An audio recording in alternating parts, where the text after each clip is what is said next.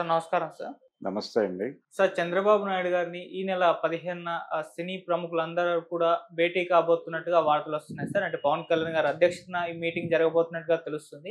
మరి ఇప్పటి వరకు చాలా ప్రాబ్లమ్స్ ఉన్నాయి సినీ ఇండస్ట్రీలో అని చెప్పేసి వాళ్ళు మీటింగ్స్ పెట్టడం, అవన్నిటిని కూడా మీడియా ముఖంగా మాట్లాడడం చూసాం. మరి వీటన్నిటికి ఇప్పుడు ఈ మీటింగ్ ద్వారా సొల్యూషన్ దొరుకుతుందని చాలా మంది భావిస్తున్నారు. మరి దీనికి సంబంధించి మీరేం చెప్తారు సార్? అంటే రకరకాల విషయాలు ఉన్నాయి దీనిలో. ఈ మధ్య కాలంలో ఆయన సినిమా రిలీజ్‌కి సంబంధించి 12వ తారీఖు అంటే ఈరోజే రిలీజ్ కావాలి యాక్చువల్‌గా సినిమా. ఈరోజు రిలీజ్ డేట్ అనౌన్స్ చేయగానే వాళ్ళు థియేటర్ల సమ్మె అన్నారు అనేది చిన్న ఘర్షణ జరిగింది. హ్మ్.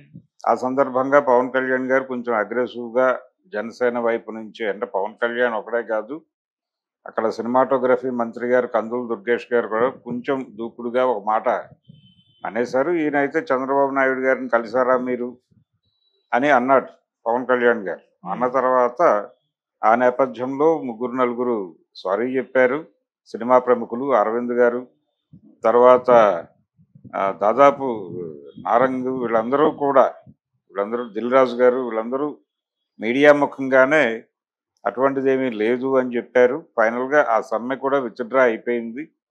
మేము మీ సినిమా కోసం ఎదురు చూస్తున్నాం అని చెప్పి థియేటర్లు తెరిచి కూర్చున్నారు. అక్కడ సినిమా రిలీజ్ కాల ఫైనల్గా. నిజానికి వాళ్ళ సమ్మె డేట్ అనౌన్స్ చేసే టైంకి రిలీజ్ డేట్ అనౌన్స్ కాలేదు. ఇదొక వాస్తవాన్ని దృష్టిలో పెట్టుకోవాల్సిన అవసరం ఉంది ఈ చర్చ సందర్భంగా. ఏది ఏమైనా కానీ చంద్రబాబు నాయుడిని సినిమా పెద్దలు అక్కడికి వెళ్ళి కలవలేదు అనేటువంటి ఒక మాట వచ్చింది కాబట్టి ఇప్పుడు ఫార్మల్గా ఒకసారి వెళ్ళి కలిసి అయ్యా సినిమా పరిస్థితి ఇది, థియేటర్లు ఎదుర్కొంటున్నటువంటి సమస్యలు ఇవి అని అక్కడికి వెళ్ళి చెప్పుకుంటారు. కానీ నిజానికి థియేటర్ల సమస్యలు ప్రభుత్వం వైపు నుంచి పరిష్కరించడం అనేది దానికి ఉన్నటువంటి అవకాశాలు చాలా తక్కువ. వాళ్ళు ఎదుర్కొంటున్నటువంటి సమస్యలు పరిశ్రమ నుంచి పరిష్కారం కావాలి. వాళ్ళ ప్రధానమైనది జనాలు థియేటర్కి రావడం లేదు, ఈ గొడవే.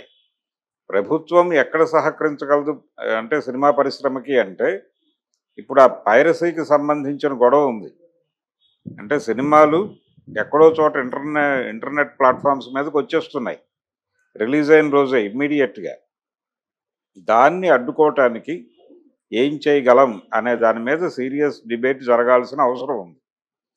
ప్రభుత్వాలు కాన్షియస్గా దాని మీద కనుక పని చేయగలిగితే సినిమా పరిశ్రమని చాలా వరకు నిలబెట్టిన వాళ్ళు బతికించిన వాళ్ళు అవుతారు.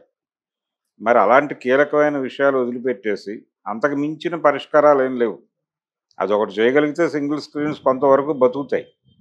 అలాగే టిక్కెట్ల రేట్లు పెంచుకోవటానికి తగ్గించడానికి దీనికి సంబంధించిన మాట్లాడుకునేటువంటి యాక్సెస్ అలాగే ఉంది. సినిమాటోగ్రఫీ మంత్రి గారు ఉన్నారు అక్కడ, వెళ్ళి వీళ్ళు మాట్లాడుకుంటారు. ఆయన కూడా పెద్ద వ్యతిరేకంగా ఉండే వ్యక్తి కాదు.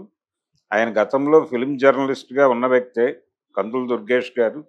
ఆయనకి ఇండస్ట్రీ కొత్త కాదు, పత్రికా రంగం కొత్త కాదు.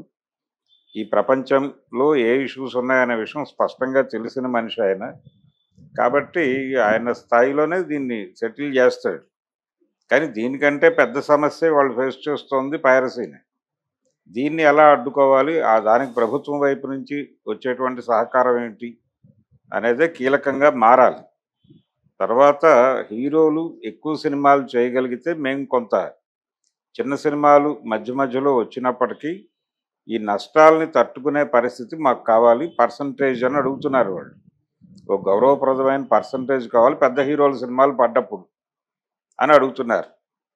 అది కూడా ప్రభుత్వ జోక్యం అక్కర్లేదు. ఇండస్ట్రీ ఉన్నటువంటి బాడీస్ అన్నీ కూర్చుని ఒక నిర్ణయం తీసుకుంటే అయిపోతుంది. తర్వాత ఈ స్నాక్స్ ధరలు దీనికి సంబంధించిన చర్చ జరుగుతుంది. కానీ ఇది అనవసరమైనటువంటి డిబేటే.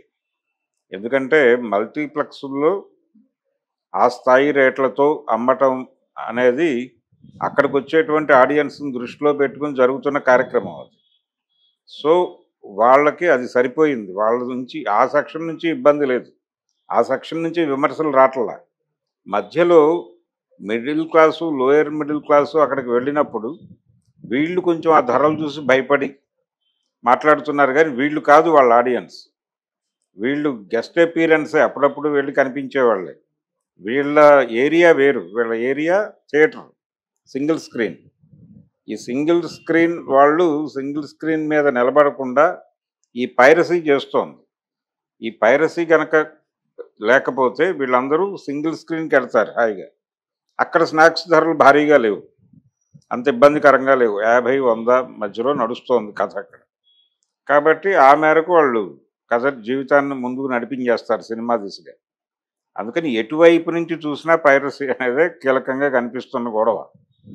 అందుకని దాని మీద ఏదైనా ప్రభుత్వం దగ్గర నుంచి ఒక అష్యూరెన్స్ తీసుకోగలిగితే ఈ కలయికకి ఒక ప్రయోజనం ఉంటుంది. మీరు టికెట్ల రేట్లు పెంచుకోవడానికి ఎలాగో వాళ్ళు అవకాశం ఇస్తారు. సినిమా పరిశ్రమ ఆంధ్రప్రదేశ్ ప్రభుత్వానికి సన్నిహిత సంబంధాలు కలిగి ఉన్నటువంటి పరిశ్రమే. రకరకాలుగా ఇక్కడ ఉన్నటువంటి కీలక వ్యక్తులందరికీ తెలుగుదేశం పార్టీతో ఏదో మేరకు పరిచయాలు సంబంధాలు బలంగానే ఉన్నాయి. అందుకని ఇదేదో ఇండస్ట్రీ పట్ల వ్యతిరేకంగా ఉంది అని కాదు, కానీ ఇప్పుడు పవన్ కళ్యాణ్ గారు స్పెసిఫిక్గా మీరు నన్ను కలిశారు కానీ ముఖ్యమంత్రి గారిని కలిశారా అని కోప్పడ్డారు కాబట్టి ఒకసారి కలిస్తే బాగుంటుంది అనే ఉద్దేశంతో వెళ్ళి కలుస్తున్నారు. ఇదేదో వీళ్ళేదో పెద్ద ఇక్కడ నుంచి ఒక అజెండా పట్టుకుని వెళ్ళరు. వెళ్ళి ఆయన అభినందించి, అయ్యా మేమందరం మీకు తెలుసు కదా, మేమందరం మీ మనుషులమే అని ఒక మాట చెప్పేసి వస్తారు. ఒక ముద్ర వేయించి ఆయనకు చూపిస్తారు, అయ్యా అక్కడ కాగితం మీద ముద్ర వేయించుకొచ్చాం అని చెప్పేసి పవన్ కళ్యాణ్ గారికి చూపించేస్తే ఆయన హ్యాపీ. ఇప్పుడు ఆయన సినిమాలు రిలీజులు ఉన్నాయి. ఆయనవే 2 సినిమాలు రిలీజులు ఉన్నాయి. సెప్టెంబర్లో ఒకటి, ఇప్పుడు హరిహర వీరమల్లుకు సంబంధించి కొత్త డేట్ రావాలి. వస్తే ఆయనవే 2 సినిమాలు ఉంటాయి కాబట్టి వాటికి అనుకూలంగానే నిర్ణయాలు జరుగుతాయి. అలాగే తెలుగుదేశం ఎమ్మెల్యే బాలకృష్ణ గారి సినిమా ఒకటి రిలీజ్కి ఉంది. ఇలా పెద్ద హీరోల సినిమాలు అడపాదడపా వచ్చే సినిమాలకు సంబంధించిన నిర్ణయాలు అది కీలకమేం కాదు, అది ఎలాగో తీసుకుంటారు వాళ్ళు. ఆ రేట్లు పెంచడానికి వీళ్ళు వెళ్ళి అడగక్కర్లేదు. ఆ హీరో గారే మంత్రిగా ఉన్నారు, ఇంకో హీరో గారు ఎమ్మెల్యేగా ఉన్నారు. ఆయన కీలకమైనటువంటి తెలుగుదేశం పార్టీ అధినాయకుడు, అంటే వ్యవస్థాపక అధ్యక్షుడు గారి కుమారుడు కాబట్టి